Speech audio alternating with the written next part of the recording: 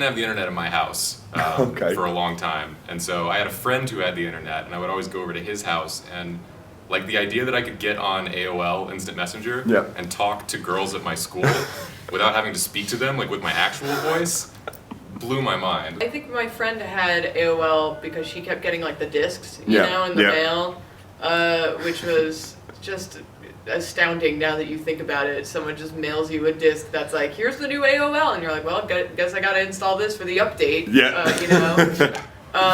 Imagine them doing that with games today, just like every time they want to patch, you just get like a stack of discs. Could you imagine? Yeah, you'd have like, to. Here's Call of Duty. You know? But yeah, I hung out at her house, just like, you know, listening to her yell at her mom to not be on the phone as she wanted to get onto AOL for just no reason, because she didn't, you know, she was a kid, so it's not like she had email or anything to check.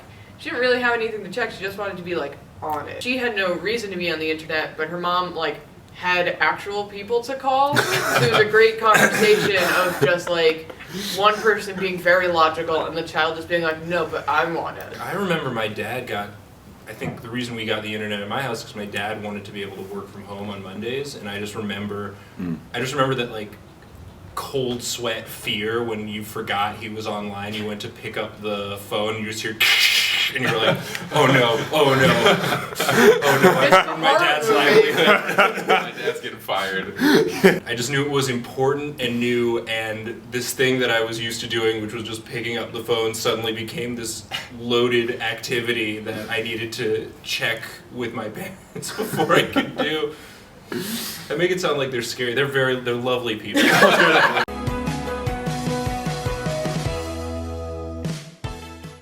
great. Yeah. Right.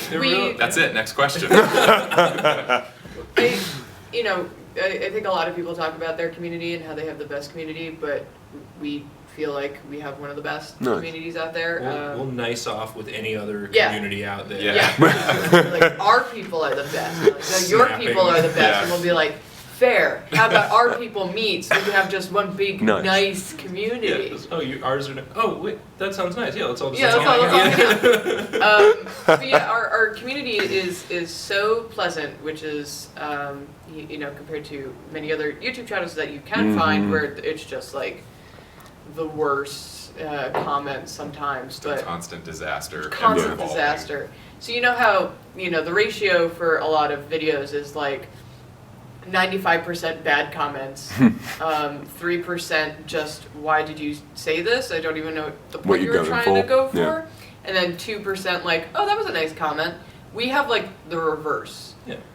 So although, that nice 3% of I don't know what this is, but yes, still the weird like which humbles you a little bit. Still, you need it to keep you humble, keep you grounded. You definitely go home and you lay in bed and you're like, why? What did that mean? What was that? And also just like the age of our. Sorry, it took a while to sink in.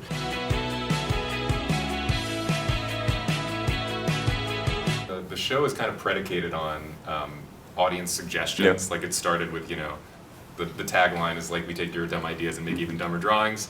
So it automatically gives the audience an in to be able to interact with us. Like they've got a reason to go down in the comments and talk to us.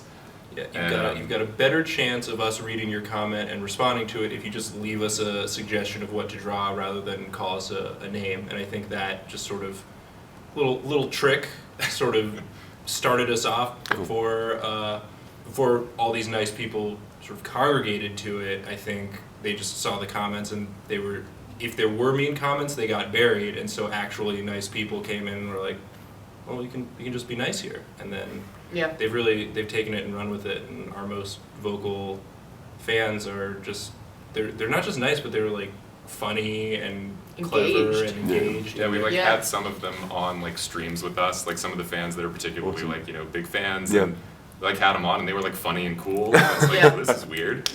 And giving them the opportunity to come and like sit with you guys and be part of it as well. So it's fun, and then people see that and they're like, well, maybe if I'm also cool and nice, I'll get to do that. And so it kind of fosters this like self-fulfilling positivity prophecy. Nice, cool. Yeah, and our little nice wholesome community has now decided to like monitor itself. So like we have a Drawfee Discord, and there was one person who was just going in and kind of trolling, and a lot of the comments were just like, come on, like, we're just like here to hang out. Do you want to talk about something? Are you okay? Like, you know, they were just like killing him with kindness, basically.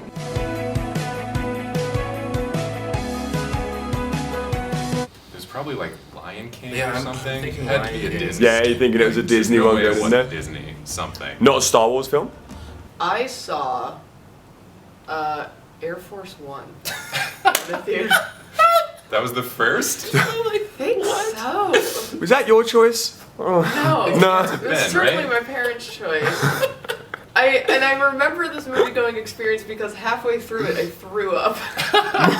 We're just too excited. It's like Harrison Ford. Everywhere. The first movie that I knew I wanted to see in theaters that my parents wouldn't let me was Jurassic Park.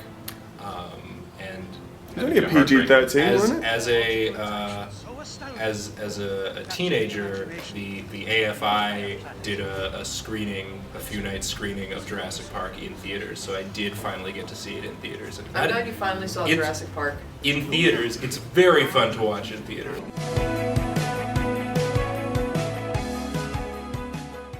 For me, it literally was just I started making comics in college for fun, and then I, was enjoying it, so I just kept doing it. Yeah.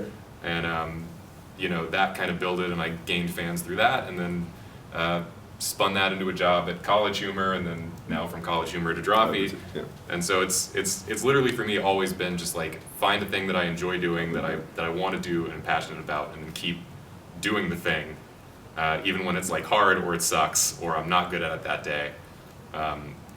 The only way to get anything done is to do something and keep doing it. Yeah. So I like that's it. the best advice you can follow. It's just not easy advice to follow. Yeah, Even could- for me, like I have a hard time with it all the time. It also sounds so boring, but Yeah. it's like the most true. And it's, as you said, so hard to do sometimes. Yeah. Because you get into a slump. Creatives tend to fall into like a slump of, I can't do it today, and I couldn't do it yesterday, and now I can't do it today. Oh, maybe I just shouldn't be doing the thing. But if you like to do the thing, you'll always find your way back to it. Yeah. Just keep doing it.